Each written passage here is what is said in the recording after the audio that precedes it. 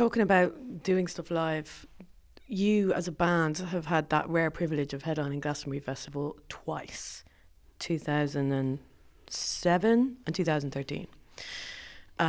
It's such a big difference when you look at the two performances, I think. And I just wanted to ask you, about the difference between those two performances and what you think the evolution was as a band and of you as a performer as well. Right. I mean, I've never watched either of them. Have you not? But I think I was there. I think. I can confirm you were there. To a certain extent, yeah. Did you enjoy the second one coming back? I remember being a lot less nervous, I think, on the second one, yeah. And I remember being quite unsettled in the first one. I mean, I enjoyed that all the touring around that AM record, like, was enjoyed by all of us immensely. I think I kind of never really wanted to run out of road on that one. It was a mammoth tour, wasn't it? It was probably longer than anything we've done before.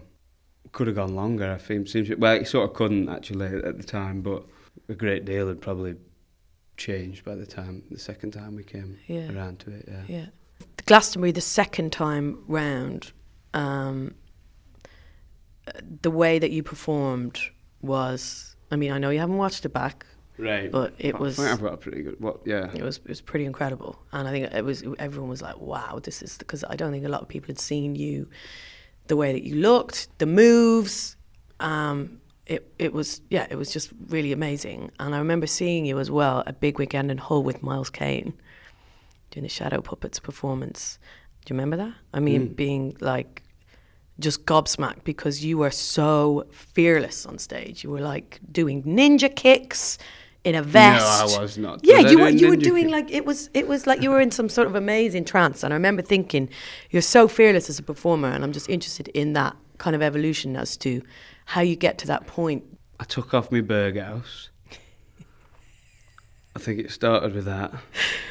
If you were to look at that 2007 against 2012 or whatever, it probably seemed like a leap, but I think it was probably quite a gradual. You're getting there. I think, yeah. That's what I think that's what I'd have to say. Maybe I took a lot of cues probably from that record that we'd made and a confidence that's grown over. Possibly, I think something to do with it. I'm not sure. I'm not really sure if it's for me to say. It's difficult to talk about because I don't really think about this stuff too much. Well, that's interesting in itself, though. Is that it's not all mad considered. It's just kind of the music informs how you're going to feel and how you're going to act on the stage, basically. I think that probably is the answer, isn't it? Yeah.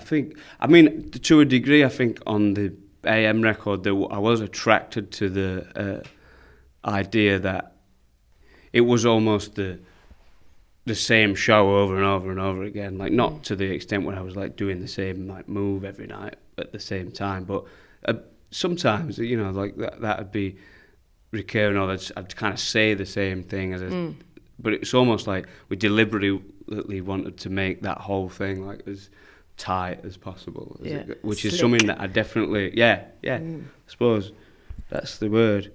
I was attracted to that then, which I think is changed definitely with the performances on that Puppets record that we just a couple of years ago.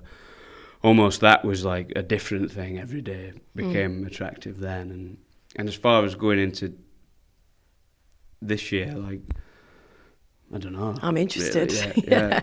What it's gonna how it will manifest. Yeah. I'm almost certain it's going to be different to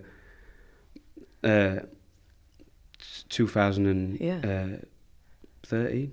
13, yeah. 13, and I think it'll certainly be different to the last time I were out, which were with Miles. Yeah. I'm sure about that, and I think I'd be more concerned if I was sitting here and thinking it wasn't going to be something new. Take it back, all the way back to 2005, real quick. You had the maddest first couple of years as a band that I think you could possibly have in terms of how much that happened to you so quickly. Do you look back on those years with fondness? How do you look back when you look back at that time, 2005? I try not to, Annie. But yeah, certain things about it are like unforgettable. Like I remember relatively vividly the like when we had a #1 single and Bet You Look Good on the Dance Floor, and like I remember that moment quite quite vividly. Just to repeat vividly again for the second and now third time, folks. In the pub in High Green with all his friends, and I've reflected on that story sufficiently, I'm sure. But there's moments like that. I remember the sort of roar that went up in the pub when they like came on, and it was like. Yeah. Well, I suppose it was the #2 record that got revealed, and then everyone knows, right? So and sort of that moment probably with the single suddenly began to be like out the window, like you just don't. It's like, well, who knows now? What's next? Like, You were good in those early stages, as in the band. We're good at knowing when to say no and knowing how to not get caught up in the hype. And it's one of the things I've always really liked about your band is that there's a kind of contrariness and kind of intrinsic contrariness to what you do, where you kind of subvert the hype into humour and find ways to laugh at stuff. Maybe to be able to deal with it in your heads, I don't know. You tell me. I think that's exactly what it was. Probably a lot of that was to do with the concern that like the floor was going to fall out at any moment. You started to, like you said, treat the hype, if you want to call it that, in that way. Yeah.